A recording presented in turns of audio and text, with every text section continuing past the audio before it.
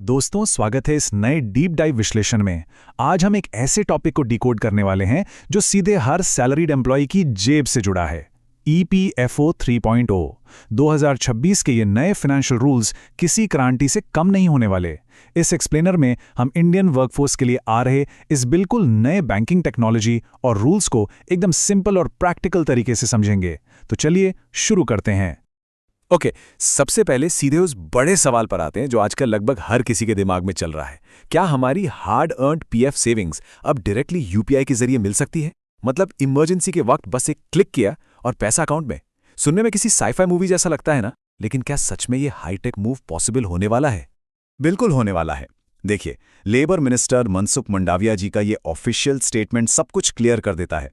उन्होंने कंफर्म किया है कि यूपीआई पेमेंट गेटवे से ईपीएफ निकालने की टेस्टिंग सक्सेसफुली पूरी हो चुकी है। तो अब ये कोई हवाई अफवाह नहीं रही, बल्कि रियलिटी बन चुकी है। ईपीएफ अब अपनी वो पुरानी पेपर हैवी वाली इमेज को पीछे छोड़कर अपने करोड़ों मेंबर्स के लिए चीजें एकदम सिंप्लीफाई कर रहा है।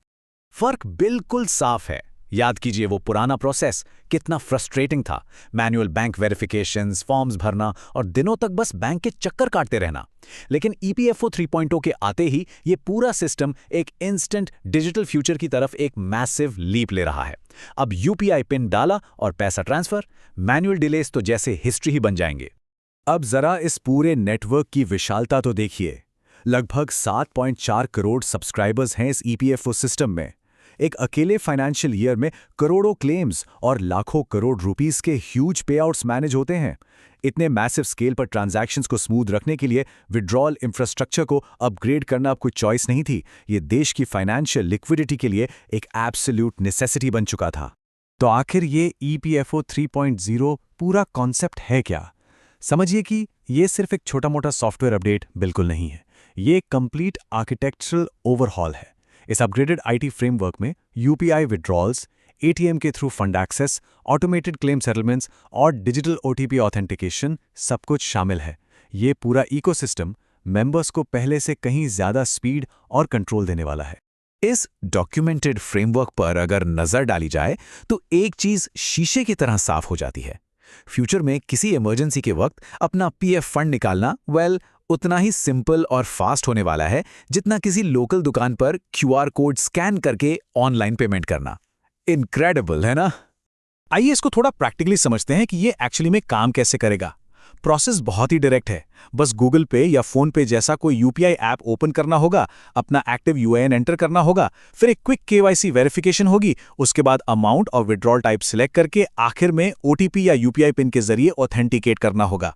लाइटनिंग फास्ट और एकदम हैसल फ्री। लेकिन रुकिए, यहां एक छोटा सा कैच है। इस नई फास्ट पेस टेक्नोलॉजी का फायदा उठाने के लिए फाउंडेशन एकदम स्ट्रांग होनी चाहिए। एक एक्टिव यूएन, उससे लिंक किया हुआ आधार और पैन, मैच होने वाली बैंक डिटेल्स और वैलिड मोबाइल नंबर, ये सब मैंडेटरी हैं। बिना इस फ्लॉलेस केवाईसी लिंकिंग के ये फ्यूचरिस्टिक यूपीआई गेटवे पूरी तरह से लॉक्ड ही रहेगा। अब आते हैं विड्रॉल लिमिट्स पर। शुरुआती दौर में इस इंस्टेंट यूपीआई विड्रॉल फीचर की लिमिट लगभग 1 लाख रुपए तक तय किए जाने की पूरी उम्मीद है। इसका मेन ऑब्जेक्टिव ही यही है कि अगर कोई मेडिकल या अचानक आई फाइनेंशियल इमरजेंसी हो तो इमीडिएट और बिना किसी परेशानी के लिक्विडिटी मिल सके। इसके अलावा ऑटो सेटलमेंट मैकेनिज्म में तो एक और बड़ा गेम चेंजिंग लीप आया है। इसकी लिमिट अब 1 लाख से बढ़ाकर सीधे 5 लाख रुपए कर दी गई है। इसका मतलब है कि एजुकेशन, इलनेस या हाउसिंग जैसे क्लेम्स अब बिना किसी ह्यूमन इंटरवेंशन के सिर्फ 3 दिनों के अंदर इलेक्ट्रॉनिकली अकाउंट में आ जाएंगे। एकदम सीमलेस और फास्ट। और डिजिटल कन्वीनियंस की बात यहीं खत्म नहीं होती। EPFO अब सीधे व्हाट्सएप पर आ रहा है। जल्द ही मेंबर्स एक वेरीफाइड ग्रीन टिक वाले ऑफिशियल नंबर पर बस हेलो भेजकर अपनी लोकल लैंग्वेज में पीएफ बैलेंस चेक कर सकेंगे और आधार ऑथेंटिकेशन जैसे इश्यूज चुटकियों में रिजॉल्व कर लेंगे। एक बेहद प्रैक्टिकल एडवाइस जो फाइनेंशियल एक्सपर्ट्स बार बार हाईलाइट करते हैं। जब जॉब चेंज की जाती है तो जल्दबाजी में पीएफ विड्रॉ करने की गलती नहीं करनी चाहिए। इससे वेल्थ की कंपाउंडिंग वहीं रुक जाती है और फालतू की टैक्स लाइबिलिटीज भी लग सकती हैं। इसके बजाय यूएन के जरिए उस पीएफ कॉर्पस को आराम से ट्रांसफर करना एक स्मार्ट ऑप्शन है जो लॉन्ग टर्म रिटायरमेंट वेल्थ को एफिशिएंटली प्रिजर्व करता है। और जब वेल्थ प्रेजर्वेशन और ग्रोथ की बात हो ही रही है तो एक अच्छी खबर यह है कि सेंट्रल बोर्ड ऑफ ट्रस्टीज ने फाइनेंशियल ईयर 2025-26 के लिए सभी एलिजिबल सब्सक्राइबर्स के लिए 8.25% इंटरेस्ट रेट ऑफिशियली रेकमेंड कर दिया है। आज के टाइम में एक फिक्स्ड और सिक्योर इन्वेस्टमेंट पे ये इंटरेस्ट रेट सच में एक काफी सॉलिड रिटर्न है। चलिए अब उस टॉपिक पर बात करते हैं जिसने इंटरनेट पर धूम मचा रखी है, EPS 95 मिनिमम पेंशन हाइक्स।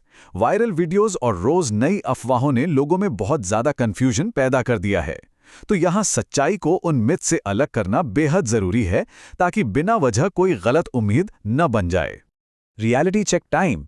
देखिए, ट्रेड यूनियंस इन्फ्लेशन को ध्यान में रखते हुए मिनिमम पेंशन 7,500 से 10,000 करने की स्ट्रॉन्ग डिमांड जरूर कर रहे हैं, लेकिन ऑफिशियली और लीगली देखा जाए तो अभी तक मिनिमम पेंशन स्ट्रिक्टली सिर्फ 1,000 रुपए पर ही फिक्स्ड है। बाकी के जो भी बड़े फिगर्स डिस्कस हो रहे हैं वो फिलहाल सिर्फ प्रपोजल्स हैं, जिन्हें अभी तक गवर्नमेंट की तरफ से अप्रूवल नहीं मिला है। अब एक जरूरी चेतावनी, नई टेक्नोलॉजी कन्वीनियंस तो लाती है, लेकिन डिजिटल फ्रॉड्स और मिस्टेक्स का खतरा भी उतना ही बढ़ जाता है। अगर 5 साल से पहले PF विड्रॉ किया जाता है तो भारी TTS लग सकता है, और उससे भी बड़ा डर है साइबर स्कैम्स का।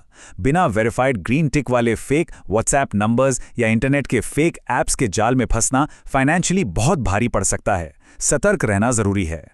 तो अगर इस सारे विश्लेषण को सम अप किया जाए तो 2026 के ये अपडेट्स EPFO को एक स्लो, पेपर हैवी इंस्टीट्यूशन से बदलकर एक super dynamic, tech driven financial ecosystem बना रहे हैं। UPI से इंस्टेंट लिक्विडिटी, 5 लाख तक के फास्ट ऑटो सेटलमेंट्स और व्हाट्सएप जैसी एक्सेसिबल डिजिटल सर्विसेज, ये इस नई शुरुआत के सबसे मजबूत और इंपॉर्टेंट पिलर्स हैं।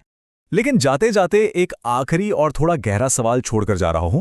जब PF निकालना उतना ही आसान हो जाए जितना किसी को चैट पर टेक्स्ट भेजना, तो उस फंड को बचाना भी उतना ही मुश्किल हो सकता है। जैसे जैसे फंड्स का एक्सेस इंस्टेंटेनियस होगा, अपने फाइनेंशियल फ्यूचर को रिस्पॉन्सिबली मैनेज और प्रिजर्व करने की जिम्मेदारी भी कई गुना बढ़ जाएगी। तो क्या इस फास्ट पेस डिजिटल दुनिया में आखिरी रिटायरमेंट सेफ्टी नेट की इंपॉर्टेंस बरकरार रहेगी? सोचिएगा जरूर। पूरा विश्लेषण देखने के लिए बहुत बहुत धन्यवाद।